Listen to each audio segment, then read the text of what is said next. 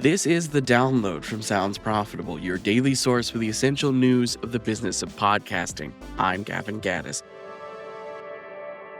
Here's what you need to know for today, Tuesday, January 28th. Before we get started, I want to give a quick heads up for sports fans who are going to be attending On Air Fest next month. Once again, the ESPN 30 for 30 Lounge is taking pitches for new 30 for 30 podcast episode ideas.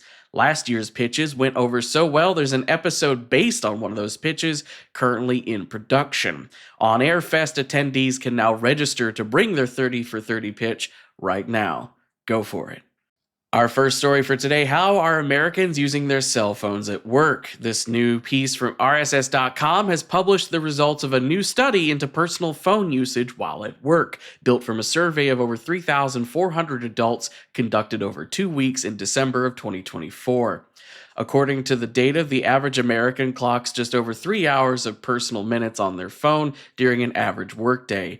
30 minutes of that time is spent consuming podcasts, with respondents in Texas over-indexing with an average of 59 minutes of podcasts per day, which reaffirms a long-held selling point of podcasting both as a medium and as an advertising tool. Podcasts are a companion medium. They're in listeners' ears while they do dishes, take out the trash, and even while they file their TPS reports. Next up, buyers say CTV's transparency problem remains a roadblock to investment. A consistent critique of connected television, or CTV, that has gotten over the years is a lack of transparency for people buying CTV inventory, a problem that has gotten even murkier as TV bundles have become the hot new trend, making it even more difficult for buyers to discern if they just bought ad space on the actual main streaming service with prestige TV releases coming up, or if they just got shunted to their FAST subsidiary that's free ad-supported TV. Veterans of podcasting will recall when buyers' biggest criticism of us was a lack of ad transparency, something podcasting's ad tech has largely solved for since the industry's infancy. Next up, marketers are rewriting the brand safety playbook for content creators in 2025. A look at Any Means Possible, a creative collector known for star streamers that occasionally dabble in edgy and controversial content, and how brand safety concerns seem to not concern the brands that work with them. One big motivator for not sweating brand unsafe content is a growing acknowledgement of how creator sponsorships work.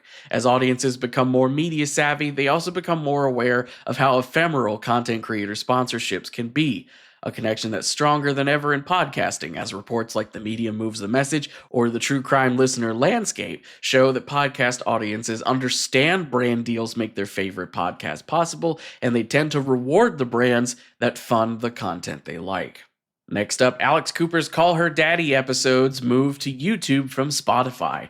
Alex Cooper's SiriusXM era continues with the move of Unwell Network video podcasts leaving Spotify for YouTube exclusivity. Alan Abdeen, head of ad revenue at YMH Studios, notes the complexities of this decision, as exclusivity can be a double-edged sword for content. YouTube is a massive platform, but Alex Cooper was one of the vanguards of Spotify training audiences to watch video content in the Spotify app. As a result, a good portion of her audience hasn't been trained to intuitively know they can find episodes of her podcasts in a different ecosystem. Abdeen proposes the potential signal loss of not following a multi-platform strategy might suggest there's a partnership with YouTube to give Unwell Network favorable economics in exchange for platform exclusivity. Next up, fast channels continue catching on, and fast.